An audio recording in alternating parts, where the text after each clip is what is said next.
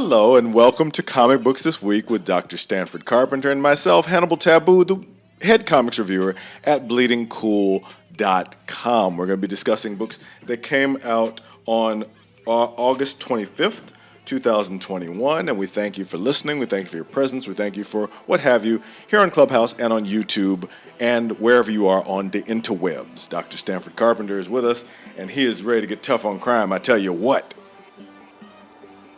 Yep. Well, let's start with Robin.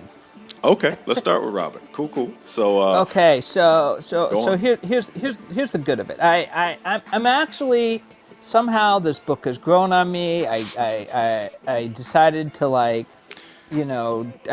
committed because it was giving me my Connor Hawk fix, a character I rarely ever see enough of. And he's This here. was the issue where all of the Robins came together. Yep. And I have to say, I kind of really dig Damien's costume. I think that their take on his Robin costume is surly and True. and it matches his personality. It's nice to see a different take on a Robin costume because even though I don't have a problem with the colors, I don't have a problem with the costume in general, but it's nice. Sometimes it's nice when someone can break out and do something, you know. I agree. But here's the thing: this Tell me. issue. Uh-huh. Not only did they not fight crime, Nope. but they got a criminal in their ranks. Well, I mean, technically they're all criminals if you're going to be purely, rule-based. They're technically all criminals. They commit felonious assault on people all the time. I can forgive that. Okay. Because some people need a good beat down. But Agreed. yeah, what is interesting about this issue is, and what I do like about it is, in terms of the action, the only thing that happened was they ran across the rooftops. Yep. That's the whole thing. That's it's just running across the rooftops, and lots of characterization. And I think when I think about it that way, as all I did was run across the rooftops. Question is, are you willing to pay $4 for them to do that? You're fading out on me a little bit. Yeah, I said when you just think about that, Yeah. they did a pretty decent job. Given how little ground they covered, I thought it was an interesting book that they managed to pull that much characterization. And I like that they. I do like this idea of these are the 5 Robins. In case you haven't forgotten, there's 5 of them floating around there. Cinco. What do you? Well, I'm curious. Think? Would you say that people should spend $4 to watch them run across rooftops for no actual resolution? Yeah, that's the thing. I mean, I thought, like I said, I felt like, honestly, I felt like this was a good character issue. In terms of like laying out the differences. I like the way Damian Wayne, as they're chasing him across the rooftops, he does take each of them out by taking advantage of their distinguishing characteristic, right? Yep. It's like, oh, you're the smart one. Oh, you are the one who's the most emotional, and he literally twists the knife on each and turns each of their strengths into weaknesses in order to take them out. Yeah, he's the worst. I thought that was I did think that was interesting, and it does show that he's kind of a terrible person. He's completely a terrible person, and honestly, that's why I love him so much. Damien's a real appeal. If you really look at the people who are Damian Wayne fans, myself included, the things that we love about Damien are the worst possible things. The most horrible things that he does. This in particular reminded me of the Tower of Babel storyline from Mark Waid, where Batman is like, "Oh, I'm sorry, I had plans to murder all of you all in case you went sideways, and somebody found them. Oops." So, this is very fitting in his family tradition of being able to, dismantle anybody that he knows because he studies them as much as he does an enemy. I found that entertaining. It's terrible, but it is in fact entertaining. But as you said, it sure doesn't fight crime because crime was going on and nobody was fighting it. Yep. I So mean, it's also what I think. What also is interesting is all of this makes complete sense and actually makes total sense when you start looking at what they had done with Legion, where they had established, in the far future. We look back on Damian Wayne as yeah, as like the worst, most evil person in the DCU. And so I feel like that's one of the few instances where prophecy has actually become a really good plot point for a character. it's also further established in the Batman Beyond book where he becomes the demon's head. He takes on his grandfather's mantle after discarding the mantle of his father. So yeah, I mean that's Right. he's he's he's the worst, but he's our adorable little bad boy, and we love him, and that is true. So personally, I would rate this book an honorable mention because I like watching him dismantle people, and I like him watching him being awful. But I don't know if I'd spend $4 on it. Right. Yeah, I mean that is the dilemma. I mean, it's for me, it's hard to make the whole, talk in terms of would I spend X amount of dollars, because the reality is I know that I spend money on comics, and I've accepted for a long time that I spend money on comics that I don't care about, Well, the because question you here is, can't care about every comic out there. are you willing to recommend other people spend their money on it? Because we are in a position of reviewers, not just whatever. Yeah. Well, I mean, look, like I said, I thought it was some pretty good character beats. If you are a fan of the character, I recommend it. If you're like just coming new to everything, I think you might want to pass on it. I would agree with that. That's fair enough.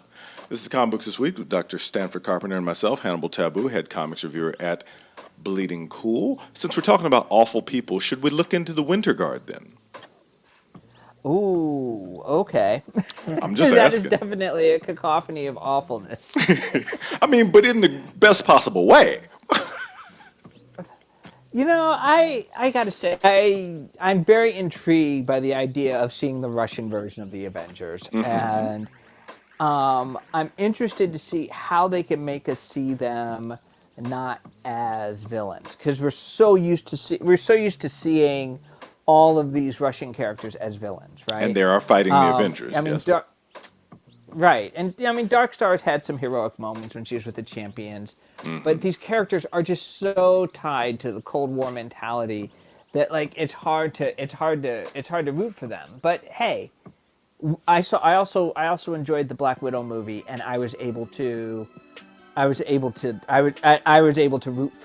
for these characters that were kind of developed or introduced in the Marvel universe as villains, right? Because they were on the other side of the Cold War. It's kind of interesting looking at these. I mean, the Red Guardian. Obviously, we're set up to really to focus on the Red Guardian, Love him. on Yelena, and yeah, on Yelena as well. But yeah, I mean, I the one thing I don't like about this is it would be nice if they were able to if they tried a little harder with some of the other characters in here to make us see them as heroes. Well, And I I'm think that's actually the that's the one downside of this, is that they're not giving us they're not there'd be a more interesting book if these characters were more heroic. I will ask you that then, because every character in this book has murdered people in the name of either the USSR or Russia. So the question is, who are the heroes of this book? Are the Winter Guards actually the heroes? Are on opposing them Yelena and Red Guardian actually the heroes? Who are the actual heroes? Or is this a book of 100% irredeemable people going at each other because they can? Well, my issue with that, my issue with looking at it from that perspective, is that it means that you're ignoring kind of the nationalist context, right? Right? Like I said, these characters were introduced as they were bad guys because they were the heroes of Russia, and we were at war with Russia, Yes. right? And I think that, and that's why I think it's a more interesting book if you could show us why they are the heroes of Russia. They Well, must be, okay. they made, look, you know, show them, show them saving some Russian kittens from trees and stuff like that, right? but you know what I mean? Like there are ways in which you can have it come out. It's like, yeah, they are against the Avengers, but they really are heroes because we're supposed to take it from their perspective, right? Okay. So if we're going to take it from their perspective, then they definitely should be the heroes of their story. Well, then let's take it from their perspective. From their perspective, they see an amassing of human-shaped weapons of mass destruction in the United States, a country that has worked for their downfall, worked against the national interest their entire lives. So they Right. kidnap one of them, the easiest to control, a Hulk, and a she-Hulk at that, which, has got its misogynistic elements too, even though the plan is concocted by the Red Widow, a female character. And they're like, yo, we in this superhuman arms race. We doing this. What's good? However, they're opposed then by Russian Hopper. I mean, Red Guardian. I cannot see him not as Hopper from Stranger Things. So drunken Russian Right. Hopper is even better to me. I love him. And Yelena, the sassiest Black Widow ever. So they oppose this because they're like, yo, this is messed up. You shouldn't kidnap people, which is technically true. But then, it's not like they haven't done the same and worse in their own career in the past. They've just turned over a new leaf towards redemption in the same way that Natasha, the other Black Widow, has. So when I look at it through this lens, everybody in this story is the hero of their story. When they wake up in the morning and look in the mirror, they think they're doing the right thing for the right reasons. Everybody does, which is the hallmark of most considerations of writing in this regard. So as such, to your question, who is the reader supposed to see as the hero? I think that is more of a question of an interpretation. There's a lot of solid character moments here. I mean, Red Widow doesn't see herself as much of a hero. She says, to Red Guardian, compared to me, your ex-wife, talking about Natasha, is a pacifist. And, Black Widow has definitely killed a lot of people. So, there's an interesting way to play it both ways, and you can read it both ways, which I'm fine with. For me, I just thought that as a plot, it didn't go enough places. It, was like, okay, we're against Right. each other, and we're still against each other at the end of the book, and nothing's really been resolved. That's only my beef. Right, but they could, like I said, they just have them, rescue a Russian kitten from a tree, Russian kitten pull rescue some, trees. yeah, have them pull some little Russian girl out from in front of the truck that almost ran her over. I mean, you could have done that just in a couple of pages to just give us that other view because they are centered. Because right now, the only time that we see them is they're kind of in their little dungeon Yep. talking about killing people. I It's mean, like, yeah. and we've got plenty of Avengers who commit murder all the time. Plenty. I mean, how many how many sentient beings has Thor crushed with his hammer? A lot. Right? How many people has Wolverine A lot. slashed into pieces? Right? So yeah, but we still see him as heroic because they give us those moments where we see him do good things, right? Sure, okay. So that's my take on it. I want them to show us why we should root for anybody there. That's all. At the 15-minute mark, would you tell people to buy this or not?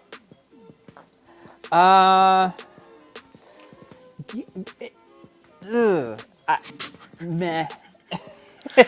I would again give this an honorable mention. I think it was enjoyable. I definitely enjoyed some of the quotables, some of the character moments, but I don't know if I could recommend $4 out of somebody's pocket for it. Yeah, same So, here. moving on. Should we get to something we really enjoyed? Is it time Yes. to do that now? Okay, great. Let's talk about Icon and Rocket, number 2. That was fire. Dude, Like literally, literal I fire. had a little. I'm a little hurt. I'm a little surly right now. I'm coming in late from the emergency room because they had to like fix my fingers because they were burnt by every page I turned. It was just fire. I never thought I could like Icon like I like him now. What's funny, last time with the last issue, we were like, oh, this hue's too close to what they did before. Oh, this is too conservative a take, yada, yada, yada. And they're like, okay, is that what you think? Let's flip over this entire table. Let's do Well, everything and go completely amok, and I love it. and this shows that they listen to us. Well, they wouldn't have had You time to know, in the last month, but sure, okay. This book has been no, I done for mean, months. I honestly I thought that this is issue number 2. This is actually technically the third appearance because they first appeared in Milestone Zero, Yep. Icon and Rocket One, and I wish this had been the first time we saw them. Yeah, because this is I intense. mean, because this lays it out. I mean, it starts with people trying to figure out who Icon and Rocket are. Then Mm-hmm. we get little glimpses into the fact that Icon has been around for a while, and there's people who know who all of whom know he's been around for a while. Yep. So you got you realize that the secret of Icon has been floating around for quite some time. And he didn't he didn't lay completely low while he was while he was a slave. No Blue Marvel. Yeah, and I yeah they brought it, like they showed the impact he had during the Civil War, and we find Wow. out that a lot more happened than we realize. And this character is he is definitely he's not as passive as other iterations. Yeah. Yeah. The This only this reason is we don't know what he did is because people spent a lot of time covering it up. so much time, so many bodies. Yes. What I really appreciated more than anything, because first of all, this was a cohesive story that went from one place to another. What I appreciated especially was how it showed the community of Paris Island as a character in and of itself. That the Right. way from young to old they closed ranks and said, "Nope, we will not help you. We will not take. You will not take this from us. We will not help you take this from us." And I thought that was really great. My only challenge, and literally the only challenge I had with this book, was there were two characters, Ziamara and Benedict Lord, that were introduced, and I got nothing on them. I have no read on them whatsoever. Just that she's tall and he, believes in oppressing people. That's not enough meat on the story bones for there, but that wouldn't stop me from recommending it. This is absolutely a buy book because what you get here is like at least 5 or 6 moments of oh my god, and yeah, that's worth having. Right. Yeah, it's definitely worth it. And yep. I mean, this is definitely in the buy pile. Absolutely. I mean, let's just cut to the chase. If all you got is $4, that's what you got to spend it on. No doubt, no doubt at all. Speaking of, let's stick to capes and flying for a moment at least. What do we think of Superman, Son of Kal-El? I really enjoyed this book. I enjoyed it. I mean, we're seeing Kal-El. I mean, I enjoyed it for the same reason I enjoyed the last one, which is we're seeing like a Superman problem being dealt. That Clark Kent has dealt with so many times that it's not interesting. But seeing it from the perspective of seeing it from John's perspective, Mm-hmm. and seeing how he deals with it differently, because he's got he's got a lot of the benefit of his father's experience, right? But that doesn't mean he's experienced at the same True. time, Mm-hmm. and so I like that that he's got a different way of dealing with it. But it's not a different way that makes him more brutal than Superman. He's not the dark version of Superman. And I feel like that's oftentimes the direction they go when it's like the kid. Like the kid has to be trying to outdo. And this one is just like a really different course that shows that he is striving to be just as good, if not better, than his dad. And what I really appreciated about that was the challenge that he put forth to his dad. He's like, "Why don't you do more?" I mean, like, he openly criticizes the thing because this is, Jonathan has been to the future. He's lived in the 31st century. He's seen the impact of the work that they do on a much larger scale than Superman ever has. So, watching that, shows me, I'm like, at least from a conceptual standpoint, we talked about this a little bit with Nightwing last week. From a conceptual standpoint, he's ready to try something different. He sees the mistakes Right. and the failures of his father, and he's like, let's see what I can do that's different. What if I was able to do something greater? And it's interesting, that this happened in the same week in Action Comics where Superman decided to step in between the Atlanteans and the U.S. Navy to make a forceful statement. A more Right. activist Superman than we have seen in the past in many ways, because apparently he knows he's about to disappear in War World for some time or whatever. So he's trying to, go hard in the paint as he can. Right. I like seeing this. I don't have a problem with this.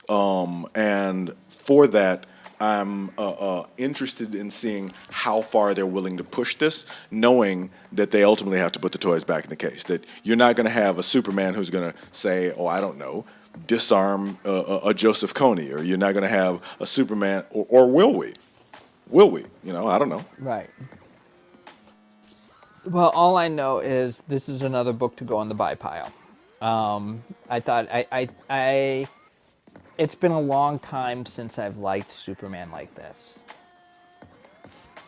Yeah, I would call it an honorable mention. It's very high for me because I appreciate the Right. concept. I do believe that the execution fell short. I like the idea of him making a new friend. I like the idea of a lot of things that are developing, but it's still brewing for me. I need a little more Right. time for this to get seasoned. Put some laurels in it. Okay. Okay. I see where you're coming from. I'd still recommend buying it. I mean, I'm only recommending people buy 2 books right now. Hey, So that's more than I'm doing. let's keep it real. This is comic books this week, so let's move on to I don't know. You want to do Thor maybe? Okay, let's do Thor. Okay. What'd you think about Thor? Thor was an interesting romp. Romp. I love that word.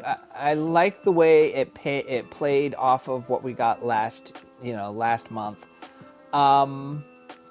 But and you know what? In most other weeks, this would be one of the stronger books. But I think it's okay. I'm not saying that but it's what I think is interesting that they're doing is like having him walking around with Jane Foster and being like he breaks out with these perfect accents to buy hot dogs and she's like, how can you do that? And he's like, I've been around for thousands of years. Of course I can speak all these other languages. And It's like, I was what are like, you even talking oh, about? now he's starting to make more sense, right? Yes. But you know, also at the same time, not a lot happened in this issue, True. right? And I think that's one of the things. It's like I think that this one needed a little more action to it. I mean, yeah, he meets up with his dad, and then his mom and his sister show up. You Yeah. know, The Wrecking Crew are an afterthought. yeah. Which to me is fine because I've never been a big Wrecking Crew fan. Yeah, they're But they're jobbers. They're like the yeah, wrestlers that come out to get beat up. Yeah. yeah, I mean, yeah, they get wrecked all the time. But yeah, I mean, I thought this was a good. I mean, I thought this was solid. But I still think I felt like it could have been more. That's all. I agree. Yeah, this is definitely an honorable mention. I enjoy the character moments, but I want more strong plotting. I want more relevance happening herein. Let's look at it. Since we're speaking godly, we could hop on over to Mr. Miracle, Okay, well, Mr. Miracle. I mean, we loved the beginning. I the know that source you of had freedom. some, yeah, I know that you had some issues with where it was going, because it doesn't seem to be in the same universe. This was interesting because it was Shiloh being given being given like a new look at Thaddeus, and finding out that he's got a connection to Thaddeus that he never realized he had, and Yep. we hear Thaddeus's history, which I thought was, again, it was great. Fantastic. And the theme here, though, is what I think is interesting is when you really embrace African American history or Asian American history, when you really embrace the particular histories and where these heroes fit within those particular histories, you can get some really great stories. Absolutely. And then the explanation as to, like, okay, so now we know that Shiloh's parents, we know they're not dead, although he thinks they're dead, but we know they're not dead because they disappeared into boom tubes, right? Yep. It's just, I thought this was really interesting, and I feel like we are starting to get some answers as to what's, or at least we're inching towards an explanation as to what world we're on. Yeah. and I don't feel, and this is where you and I departed last month, is I don't necessarily need to know exactly what world we're on, because I think that this story is really sustaining itself well, and I still feel that way. Well, I feel like I'm being given enough to have faith that there will be an answer by the end. If there's not an answer at the end, that it will reflect poorly on the entire series. But I'm enjoying this book. This is definitely on the read pile. It's not above. It's like the first book I recommend you get is Icon and Rocket, and I'll say it. The second book is Mr. Miracle. okay. Well, I am very, very, very close to that perspective because I believe I did get answers. I believe I do know where we are, especially because Oberon, in an overwhelming exposition dump, gave us a lot of information. This is somewhere in the multiverse. There's multiple layers of the multiverse, but we're going to get close to where we're going, especially if we're bringing in Orion and the new gods directly on New Genesis. I'm more than fine with that. I'm very happy with what I got in this regard. My concern was that it was essentially a story told through flashback, which means that in the present day, nothing really happened. Shiloh had gotten his butt handed to him, but I'm interested in Thaddeus Brown's story as Thaddeus Brown's story, not as an element of Shiloh Norman's story. Okay. So I enjoyed what I saw, but I was like, I still felt a little shortchanged because it was like, you only were able to tell one Mr. Miracle story and you try to jam in a second one. I appreciate that, but it seems a little heavy handed. So I appreciate that. I do appreciate that Oberon was there to, essentially be like, yo, okay, here's what the story really is, and so on and so forth. Not to throw the baby out with the bathwater. This series is super intriguing to me and has tons of interesting points, especially with what you said as using the African American experience as a metaphor for the desire to escape, the desire to be free, the source of freedom itself. And when I saw that Right. metaphor overlay, I was like, oh, that's good. I like that. That's really good. I just really there's a Shiloh hero that we still have. I don't believe Shiloh even has discovered, and we're a number of issues Right. in, 4 issues in, and I really want to. I want to. If he's there, I want to find him because I don't see him yet. Okay. I can feel you on that. I mean, and we still haven't had any explanation as to where Scott Free and Big Barda fit in this. Well, But I think Oberon's been with them, so that's why I'm like, yeah, I'm pretty sure we're just a right, vibrational plane away. yeah. I think this is interesting. Like starting to think about like what these characters can be. It's also, kind of as a sidebar, what I think is interesting is like on Marvel they have the Crew, right, where all the black characters get together. Yeah. When is DC going to give us our version of the Crew? When are we going to see Mr. Miracle? When are we going to see Mr. Terrific? When are we going to see Black Lightning, Icon, Rocket, Static, and yes, I can't believe I'm saying it, Joaquin Thunder. When are we going to see them get together? Because there's actually really an incredibly powerful group and powerful story to be told by bringing these characters together. I'm sure the possibility that DC could put together this book, undersupport it from marketing, and cancel it before it ever achieved its potential is there. I just don't see it happening in the near term. Yeah. With even the more enlightened leadership involved at DC right now. We've got about a minute left on your original timer. Do you want to keep going or do you want to stop? Okay, we'll just do Checkmate real quick. All right. The art is beautiful. The feel is beautiful. The words are beautiful. But somehow they haven't been able to take these characters and put them in a story that makes it worth purchasing. Yeah. Yeah, I would agree that, Checkmate, I've been on a lot of dates with a lot of very beautiful people that I got nothing from. It was like there was nothing behind the glass. And this felt like that to me, that, it's like, It's got okay. all the right pieces, but they just don't come together. And for a game called Checkmate, that's a little ironic. So Yep. this would be a meh for me because honestly, I don't believe anything happened so great that it advanced the plot from where we were last issue. So here we are. Well, and also, we are out of time, but I'm gonna do a shout out for the future, and that is Or you know what? Really quick, what did you think of Marvel Voices? Marvel Voices, like many of the anthologies, I was able to get quick moments of enjoyment, but they were so fleeting and so unconnected that I wasn't able to say, oh, I got to own this book. I got to have this. This is a real treasure for me. Now, if I was one of the people from one of these communities that's specifically underrepresented, I may feel more strongly about it. But from where I am, I've always said that this size of anthology does a disservice to the stories because you get a whole bunch of people who normally don't get to write comics in the door and make comics, and they make these 2 or 3 page things, and then you never hear from them again. Okay, So, well, I'll say this. I thought that this was one of the better anthologies that we've seen so far. okay. I think that if you rate it against the other anthologies, this is definitely one of the better ones. I thought the Shang-Chi, the Shang-Chi one was really good. That was clever.